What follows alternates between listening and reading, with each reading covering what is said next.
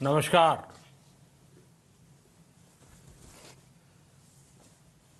Corona वैश्विक महामारी के खिलाफ लड़ते लड़ते अब हम अनलॉक 2 में प्रवेश कर रहे हैं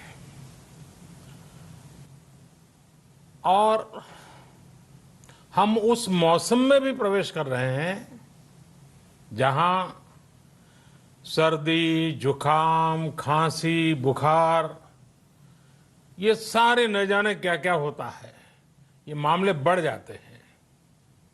ऐसे में मेरी आप सभी देशवासियों से प्रार्थना है कि ऐसे समय अपना ध्यान रखिए।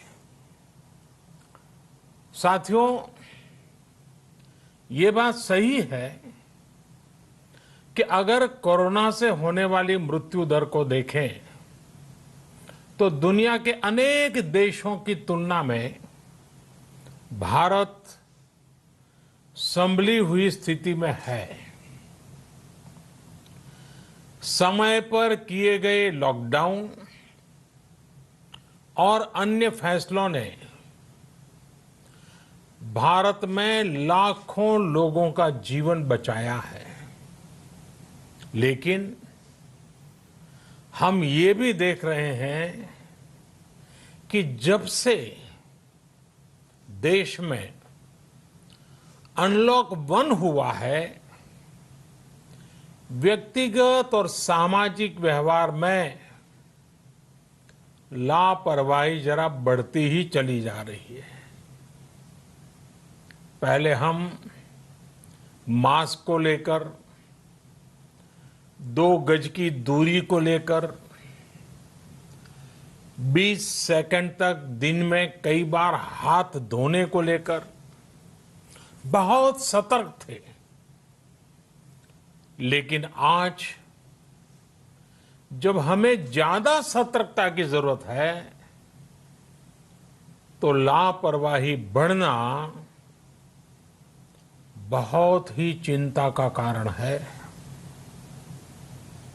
साथियों, लॉकडाउन के दौरान बहुत गंभीरता से नियमों का पालन किया गया था। अब सरकारों को, स्थानीय निकाय की संस्थाओं को, देश के नागरिकों को फिर से उसी तरह की सतर्कता दिखाने की जरूरत है। विशेषकर कंटेनमेंट जोन्स, उस पर तो हमें बहुत ध्यान देना होगा। जो भी लोग नियमों का पालन नहीं कर रहे हैं, हमें उन्हें टोकना होगा, रोकना होगा और समझाना भी होगा। अभी आपने खबरों में देखा होगा, एक देश के प्रधानमंत्री पर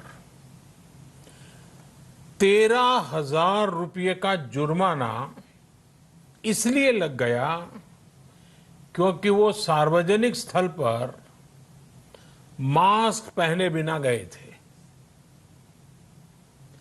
भारत में भी स्थानीय प्रशासन को इसी चुस्ती से काम करना चाहिए। ये 130 करोड़ देशवासियों के जीवन की रक्षा करने का अभियान है। भारत में गांव का प्रधान हो या देश का प्रधानमंत्री, कोई भी नियमों से ऊपर नहीं है। साथियों, लॉकडाउन के दौरान देश की सर्वोच्च प्राथमिकता रही ऐसी स्थिति न आए कि किसी गरीब के घर में चूल्हा न जले। केंद्र सरकार हो, राज्य सरकारें हो, सिविल सोसाइटी के लोग हों, सभी ने